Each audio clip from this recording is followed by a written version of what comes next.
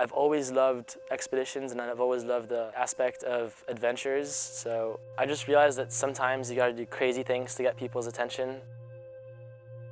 I just wanted to do something that was incredibly physically challenging, mentally challenging, and kind of came up with the idea of our oceans are polluted. Why not run from the Atlantic Ocean to the Pacific Ocean to raise awareness about a huge crisis, which is plastic in the ocean.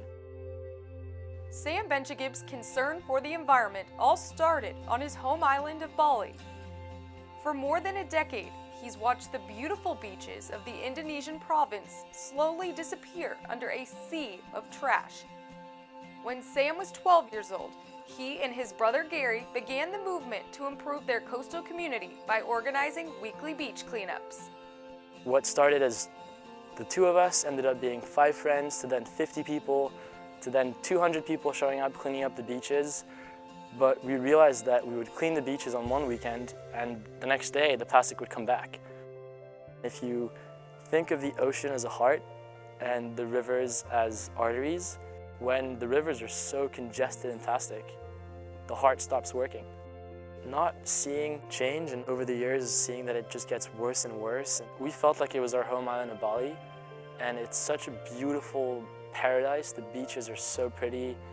In general, it was just no one was doing anything and our home was getting trashed. So we felt the only thing we could do was actually make a difference and clean it up ourselves. Realizing this wasn't an isolated problem, the Bencheghib brothers took it upon themselves to make change globally. They started an organization called Make a Change World with a vision to become a media platform using impact-driven videos.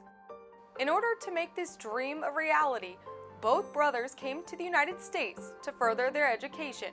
Sam began school at Lehigh University to study business, entrepreneurship, and to play Division I tennis, while Gary attended the New York Film Academy in New York City.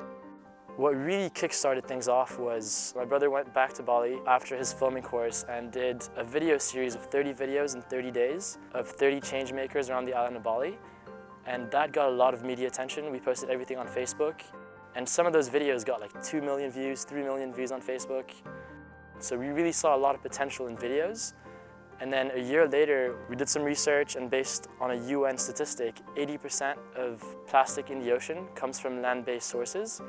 So that means rivers and streams. So we Googled most polluted river in the world, and it turns out that coincidentally that river is in Indonesia. The Citarum River runs through West Java, the neighboring island of Bali. 25 million people in Indonesia rely on this river for electricity, fishery, irrigation, and even their primary drinking water. Full of layers of trash, waste, and toxic chemicals, Sam and Gary decided to travel this river on the very same materials that pollute it. We built 2 plastic bottle kayaks and went down this river, made a video series about it. That was definitely by far the most life-changing experience I've ever had. I mean, Gary and I were sitting in our little homemade plastic bottle kayaks where at any minute we could fall into this river where everything around us was just plastic, and at points we were paddling next to dead animals. I mean, it's just pretty much a sewer for that part of Indonesia. And unfortunately, that river is the representation of so many other rivers in the world.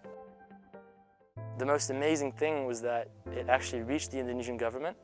So we got a letter a few months after the expedition, and it was from the Ministry of the Environment saying, guys, I really want to meet you, come to Jakarta, come to the capital.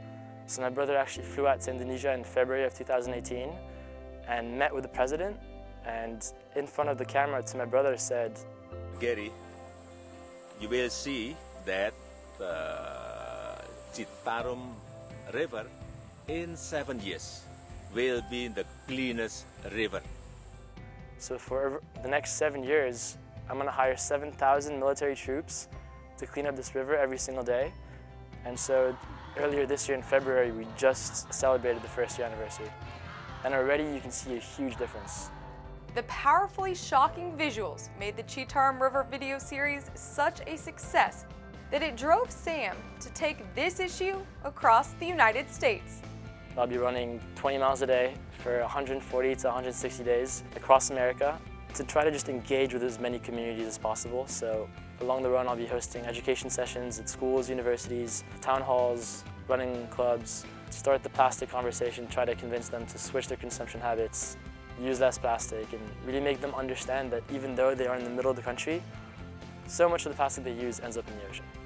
I think that the idea of me running across the country is crazy enough to get people's attention, and hopefully along my run I can incentivize people to come meet me and come join me. And running across the country is almost just like a metaphor of how serious this issue really is. And it's a crazy run for sure, and I think that that shows that plastic in the ocean is a huge threat to our civilization, to the environment, to the oceans, to fish, and it kind of just ties in the idea that, yes, it's crazy, but the issue is also crazy, and we need to do something about it.